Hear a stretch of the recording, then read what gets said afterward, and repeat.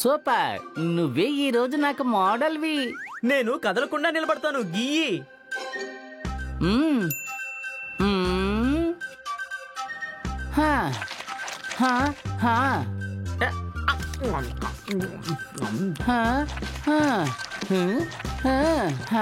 పూర్తయింది. అలాగా, అయితే నువ్వు ఎంత బాగా వేసావో నేను చూడాల్సిందే. ఏంటి గాడిద? అవును, గాడిదే.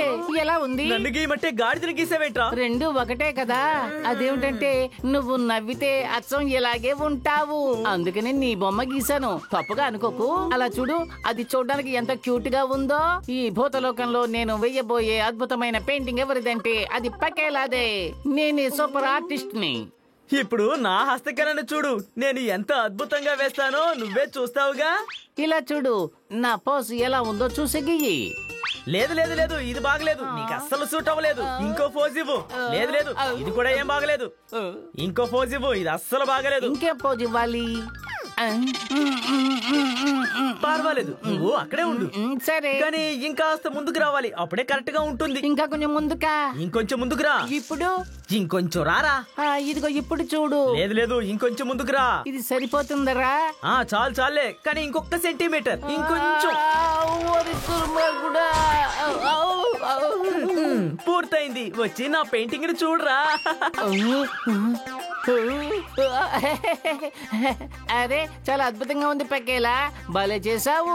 ఖచ్చితంగా ఈ పెయింటింగ్ కి నీకు అవార్డు ఇస్తారు. ఆ లెవెల్లో గీసావు. లేదు లేదు, నీలాంటి వాడిని గీసి అవార్డు తీసుకోగలమా చెప్పు.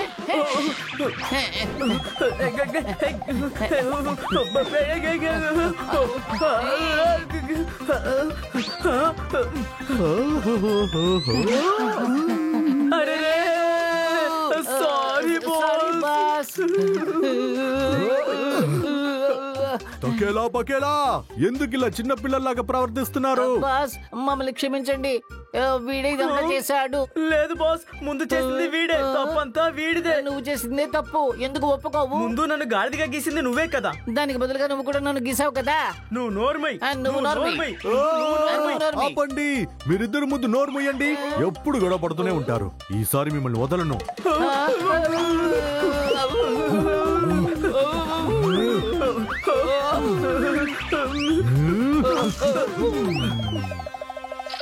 ఇక్కడికి ఎవరైనా వచ్చారా?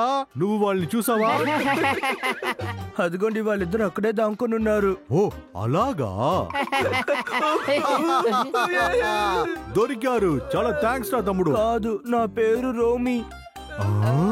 ఒక నిమిషం, నీ కంటికి మేము కనపడుతున్నామా? తెలుస్తున్నారు. ఏమి నా కళ్ళు కనిపించట్లేదు అనుకుంటున్నారా? లేదు లేదు, నీకేదో ఒక సమస్య ఉంది, అందుకే మేము నీ కంటికి కనపడుతున్నాం. ఏంటి, ఎందుకు ఇలా చేస్తున్నారు? నేనే బాధలో ఉన్నాను. అదేమిటో చెప్పమని చెబుతున్నాం. సమస్యని మేం తీరుస్తాం. కష్టం ఏమిటో మాతో చెబితే సరిపోతుంది. అది నిన్ను వదిలి దూరంగా వెళ్లేలాగా చేస్తాం. బై ద వే, నేనే తకేలా. ఇక నేనే పకేలా. ఇదిగో ఇతనే మా బాస్. Boss, భూతాల boss. అలా అయితే మీరు నిజంగానే ఫ్రెండ్లీ అయిన భూతాలా? అవునవును. సరే గాని నీ సమస్య ఏంటో చెప్పు. నాకు రేపు హిస్టరీ జాగ్రఫీ ఎగ్జామ్ ఉంది, కానీ ఆ సబ్జెక్ట్ నాకు బుర్రలోకి ఎక్కలేదు. అందరూ నన్ను పిరికిదద్దమ్మా అంటున్నారు, కానీ నాకు చదువు ఎక్కట్లేదు. ఏం చేశాను? లేదు లేదు, నువ్వేమీ దిగులు పడకు, నువ్వు చదవగలవు. కానీ మీరెలా నన్ను చదివించగలుగుతారు? అందులో ఏముంది, మేము నిన్ను చదివేలా చేస్తాం. కానీ నా దగ్గర ఇప్పుడు బుక్సే లేవే, మీరు ఎలా చదివించగలుగుతారు? దాని గురించి నువ్వు భయపడద్దు, బుక్స్ గురించి వేరే దేని గురించి నువ్వు బాధపడద్దు. అన్నిటినీ మేము నువ్వు అర్థం చేసుకుని చదువుకుంటే చాలు. జాలీగా మనందరం ఒకటిగా చదువుతాం, ఫన్ గా ఉంటుంది. ఫన్ చదివేటప్పుడు ఎలా ఫన్ ఉంటుంది? ఇదిగో ఇది ఉందిగా, దీని సాయంతో ఆడుకోవచ్చు, చదువుకోవచ్చు కూడా. ఇప్పుడు మనం మన ఆటని ప్రారంభిద్దామా? yes boss.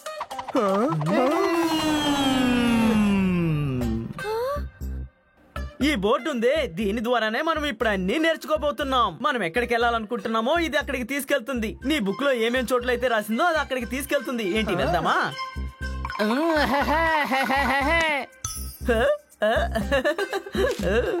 ఎండ ఎక్కువగా ఉన్నప్పుడు ఈ చోటుకి వెళ్తే చాలా బాగుంటుంది. అది నీటితో తయారయ్యేది, చూడడానికి వైట్ గా ఉంటుంది.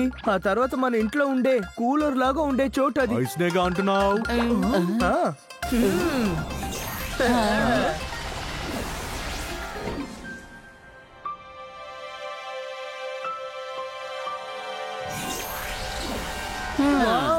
ఇక్కడికి ఎందుకు మనం వచ్చాము? జాగ్రఫీ లెసన్ నేర్చుకోవాలి కదా. ఇది అద్భుతంగా ఉంది.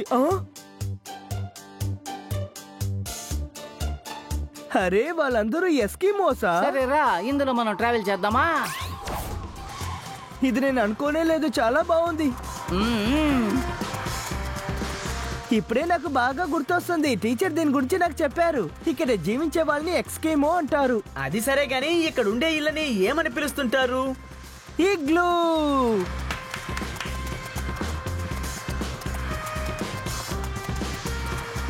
హా? హా? ఇక్కడ ఉన్న టెంపరేచర్ ఏంటో మీకు తెలుసా? -45 degrees. ఇగ్లూ టెంపరేచర్ ఎంతంటే 16 degrees అంతే ఉండాలి. అప్పుడే మంచుతో మన వల్ల ఇల్లుల్ని కట్టగలుగుతామని చెప్పారు. Very good.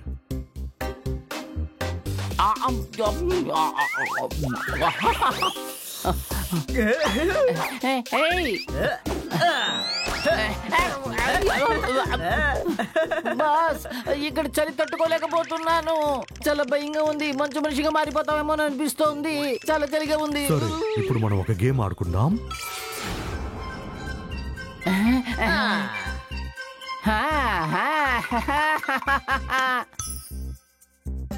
హా? చాలా జంతువులకి ఉండడానికి ఉండే చోటుది. అన్ని జీవరాశులకి ఈ చోటు చాలా ముఖ్యం. ఇక్కడ చాలా జంతువులు ఉంటాయి. హ్మ్, ఇది ఆఫ్రికా జంగల్. బ్రహ్మాండంగా చెప్పావు. అయితే ఆఫ్రికాకి ఇప్పుడే వెళ్దాం.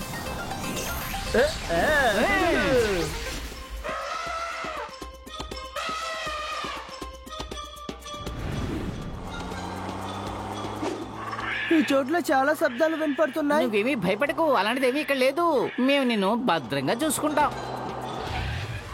హా? ఓ, కానీ చాలా భయంగా ఉంది. ఇదే బాబు. ఆ, నాకు చాలా భయంగా ఉంది. ఒక్క నిమిషం ఆగండి. ఆ. నువ్వు భయపడొద్దు, వీళ్ళందరూ మన ఫ్రెండ్స్, ఏం చేయరు. హా, మీరు చెప్పింది నిజమే. అటు చూసారా? ఆ, ఇక్కడ జీబ్రా ఉంది, గొరిల్లా ఉంది, క్రొకడైల్ ఉంది, సింహం కూడా ఉంది. ఏమీ భయపడకు. హా?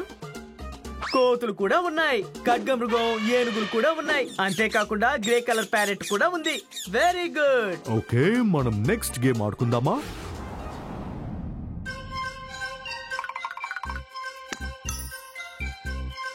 ప్రజలకు సమస్య అనే ఒక విషయం వస్తే రాజులు అందరు కలుసుకొని తీసే డిసిషన్. ప్రజల కోసం పోరాడే ఒక పోరాటం. అది శాంతంగా కూడా ఉండొచ్చు. సమస్యలు లేకుండా చెయ్యాలంటే ఒక మంచి దారి ఏదై ఉంటుంది? నాకు తెలిసి యుద్ధం, గొడవ అదే సరిగ్గా ఉంటుంది. చాలా కరెక్ట్ అని జవాబు చెప్పావు. ఇప్పుడు మనం అక్కడికి వెళ్దామా? ఆ,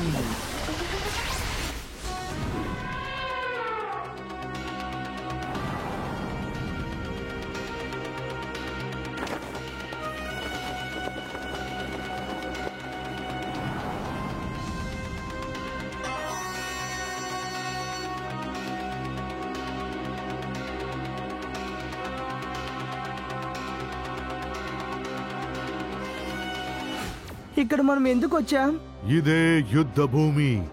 ఈ యుద్ధం మొదలవటానికి కారణం ఏమిటో తెలుసా? ఒకవైపు రాజా సూర్యప్రతాప్ ఉన్నారు, మరోవైపు రాజ్ సింగ్ ఉన్నారు.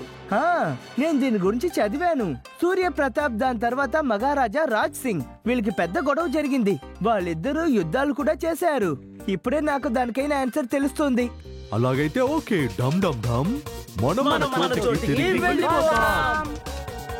ఆ, ఆ, ప్రశాంతత, ప్రశాంతత, ప్రశాంతత, ప్రశాంతత. ఒక్క నిమిషం ఉండండి, యుద్ధం వద్దు. శాంతి శాంతి శాంతి, నేను చెప్పేది వినండి. మీరందరూ ఎవరు? యుద్ధం అంటూ వచ్చాక శాంతి ప్రశాంతుల గురించి ఆలోచించకూడదు. అది మా రాజ్యానికే అవమానం.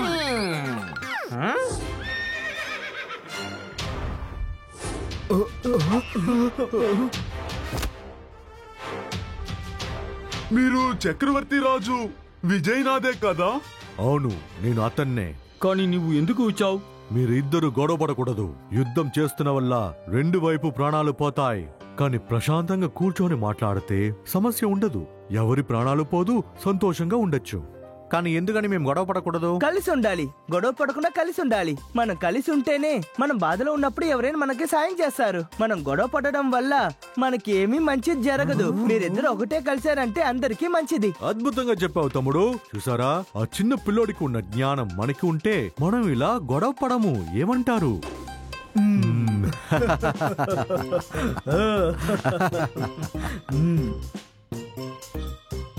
బాస్, ఇక్కడ యుద్ధం జరగకుండా ఆగిపోయింది కదూ? అలా అయితే మనం వచ్చిన పని పూర్తయిందని అర్థం. పదండి, బయలుదేరదాం.